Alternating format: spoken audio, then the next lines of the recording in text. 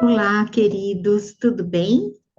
Estou passando agora o nosso próximo vídeo, o episódio 3 da série Arte e Cognição. E hoje eu resolvi fazer um apanhado geral sobre a beleza da arte em nossas vidas, nos diversos âmbitos dos fazeres humanos, das expressões dos seres humanos em diversas ações tão bonitas e tão importantes. Então, estou aqui para compartilhar essa beleza que eu vejo, que eu observo. Depois que eu estudei a neuropsicologia, há muitos anos atrás, eu fui observando e fui entendendo os processos expressivos dos seres humanos em todos os tipos de modalidades e eu me encantei, né?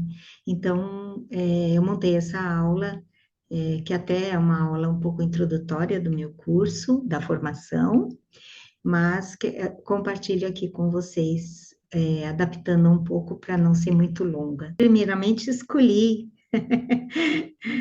essa imagem, né, que traz aqui ferramentas, fios, cestarias, bordados, colagens, pintura, recorte, tem de tudo aqui, né? Olha que beleza, a capacidade que nós temos de usarmos tantos materiais diferentes, né? Para expressar tantas coisas, mas isso não aconteceu à toa, né? Isso levou milhares de anos para esses instrumentais serem criados pelos seres humanos. Isso é fantástico, né? Então, à medida que o nosso cérebro ia desenvolvendo habilidades, e com as nossas necessidades de sobrevivência e também de busca de prazer, pelos estímulos externos do ambiente, nós fomos, desculpa, nós fomos introduzindo novos instrumentais e aprimorando esses instrumentais para que essa expressão fosse o mais genuína possível. Então, vamos passar um pouquinho por isso, né? Um minutinho. Então, qual o poder da arte no cérebro? Através dela, o indivíduo resgata e torna possível, toma posse de sua identidade. As múltiplas possibilidades, então, há uma necessidade de expressar para que você se enxergue, para você se ver, porque tudo que está aqui dentro da nossa caixinha craniana, do nosso cérebro, na verdade você não pega, não é concreto, é virtual. Então, à medida que eu expresso no mundo, eu me enxergo, eu sei quem eu sou. Qualquer coisa que você faça, até um diálogo com um filho, é uma expressão. Qualquer coisa, um jeito que você dança é uma expressão. E isso mostra quem você é. Então, qualquer forma expressiva, até a minha fala está mostrando para vocês quem eu sou, porque eu estou colocando isso no mundo, para as pessoas. Eu me comunico e assim eu me apresento, mas ao mesmo tempo eu me reconheço, né? Então, as múltiplas possibilidades favorecem o contato com a produção, seja de ordem expressiva, livre ou dirigida. As cores, formas, representações e elementos visuais diversos possibilitam uma estimulação cerebral diversificada e alegre, ativando o encontro com a sua própria essência. Várias funções cognitivas são ativadas, tais como as funções visoespaciais e construcionais, atenção, linguagem simbólica, planejamento e memória. E a arte se torna, então, veículo para a beleza espiritual, porque você se vê na sua própria essência. A essência é o nosso ser divino. Entendem isso? Então, eu trouxe esse trabalho de uma senhora com Alzheimer que não sabia mais planejar o que ela ia desenhar. Ela escolheu uma flor de campânula, de tubinho assim, lilazinha, azul, e começou a copiar. Então, ela tinha uma referência e copiou. Mas, num determinado momento, fortuito, muito rápido, ela já não lembra mais que estava copiando essa flor, e ali ela enxerga um vestido de uma mulher. E desse vestido, ela traz, põe uma cabeça, põe um braço, põe um corpo, e dessa pessoa que ela cria outras pessoas de diversos tamanhos. Então, olha que lindo esse diálogo. A arte, a forma, a cor, suscitou ela para outros desenhos. Ela pôde produzir arte mesmo sem saber o planejamento do que ela ia fazer. É uma arte completamente espontânea nesses casos, né? Eu trabalho com isso, acho que vocês sabem que eu trabalho com distúrbios cognitivos e com a prevenção do envelhecimento cognitivo. Inclusive, isso é um dos aspectos que estão sendo oferecidos na formação de neurociência da arte para terapeutas, né? Que depois, se vocês quiserem, está pelo Hotmart, então o canal também tem essa função de divulgar esse trabalho.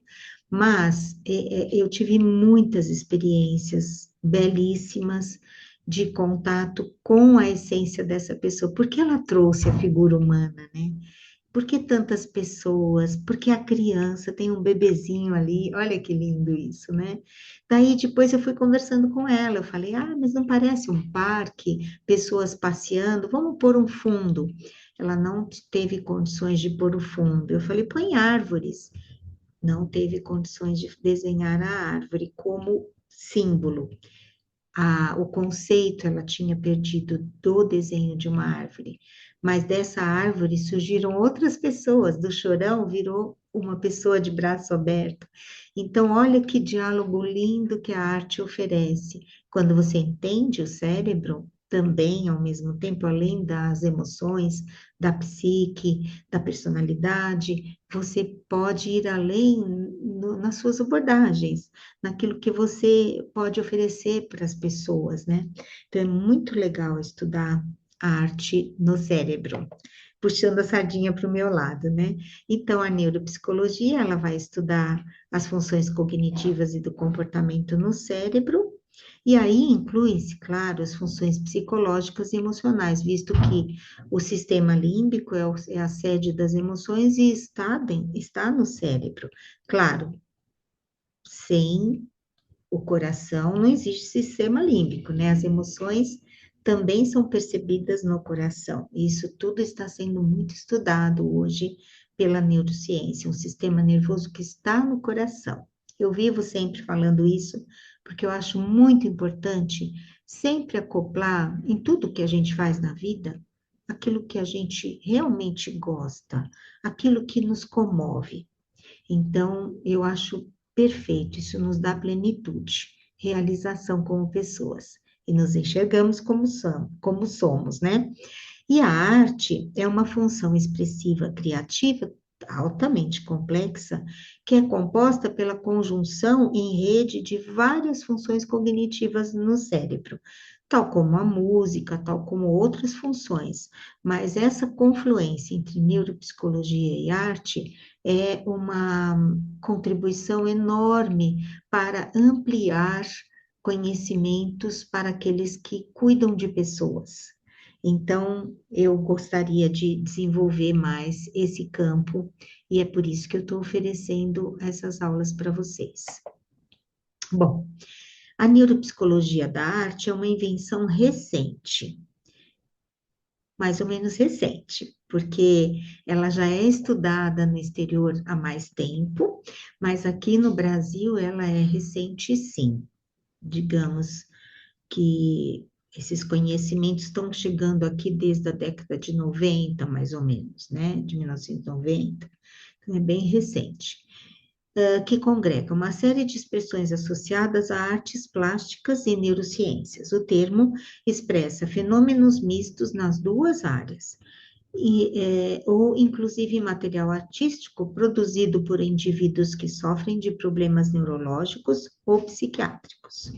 Então, o Oliver Sacks, por exemplo, estudou muitos casos, né, que traziam as suas expressões com alterações. Também o Gardner também estudou, Candel também tem um capítulo desse livro aqui maravilhoso, Não sei se. Ah, depois eu mostro para vocês no final. É um livro dele, é mais ou menos novo, que só fala dos casos clínicos de pessoas artistas que têm patologia e como elas se expressam. É muito interessante também. Então, o Semir Zek e muitos outros estudiosos comprovam essa linda interface, né, entre a neuropsicologia, a arte e as patologias e as suas expressões variadas. E as demências são portais para se conhecer o cérebro na arte. E aqui eu trouxe um pouquinho falando desse cotidiano que eu falei para vocês no início, né? Porque muitas coisas que nós criamos, que os seres humanos criaram, a flauta, a sapatilha de ponta, os brinquedos antigamente eram diferentes, as bonecas, né? As cestarias, os utilitários, os instrumentos musicais, a culinária, a confeitaria, as partituras, nossa, tanta coisa que existe nesse mundo dos objetos, né? Das funcionalidades humanas, que tudo isso é arte. Para chegar a esses objetos tão precisos, só um artista poderia chegar. Então, ele, dentro da sua expressão mais genuína, ele trouxe a sua necessidade e criou objetos respectivos para trazer cada vez mais acurácia na sua expressão. E isso é maravilhoso. Também na dança, né?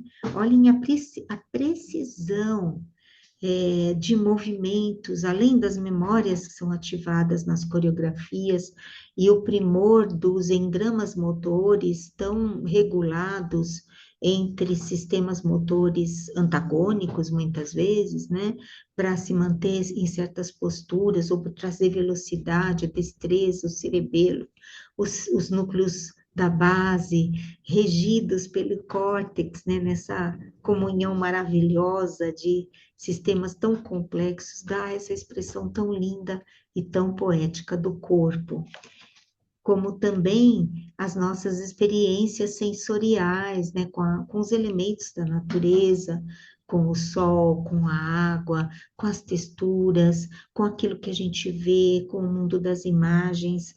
É tão lindo esses sistemas, são portas de entrada que são, vamos dizer, bagagens, né, para todas as nossas expressões.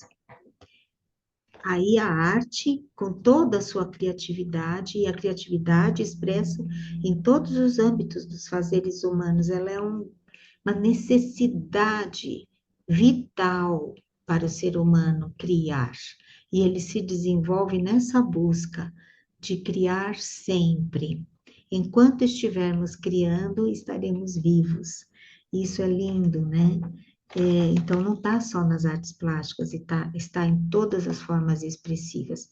E a música, então, nem se fale, né? A beleza, tanto da audição, de todos os efeitos que ela causa em nossa mente, no nosso cérebro, nas nossas emoções, músicas diferentes, com ritmos diferentes, e letras de música também que nos comovem, como também tocar o instrumento, né? Uma arte incrível de habilidades motoras junto com habilidades emocionais e cognitivas de altíssimo nível de complexidade, né? E as habilidades todas dos esportes, que são incríveis, lindas criações, cada vez mais evoluídas, então o homem sempre está buscando chegar nos seus limites, né? E isso a gente vê nas Olimpíadas, e às vezes à custa até da dor, enfim, ultrapassando os limites, mas é de uma beleza incontestável e é de uma altíssima precisão no cérebro. Como que colecionamos imagens em nossa memória, como elas se formam, como elas formam símbolos, imagens tão perfeitas que se movem na nossa mente e servem de substrato para o nosso pensamento, para aquilo que a gente imagina, para aquilo que a gente cria no mundo. Isso é Ainda eu acho que eu vou morrer, eu não vou saber tudo isso, de tão bonito que é, né? E sempre estamos buscando o bem-estar, mas vivemos entre caos e controle. Às vezes nos desequilibramos e buscamos de novo o bem-estar e assim o prazer na vida, e assim seguimos num ciclo eterno de uma mandala da vida, né? Cíclica em espiral de evolução. Então, para isso, nós precisamos um equilíbrio entre os hemisférios cerebrais, o hemisfério esquerdo, o hemisfério direito, entre razão e emoção, para dar a unidade de quem somos, a noção de identidade, que está maior do que tudo isso. E é o cérebro que dá isso, principalmente pela memória e pela percepção do tempo, a memória autobiográfica. Então, terminamos aqui a nossa aula e eu deixo essa pergunta auspiciosa para vocês, curiosa, né? Para vocês refletirem. Como é para vocês que a arte afeta o cérebro de vocês? Pensem, observem e fica a dica para vocês viverem essa experiência nessa próxima semana, tá bom? Na próxima semana, na sexta-feira sempre, durante o dia, até às 18 horas no máximo, a aula estará aí com vocês para vocês poderem apreciar e seguir esse caminho.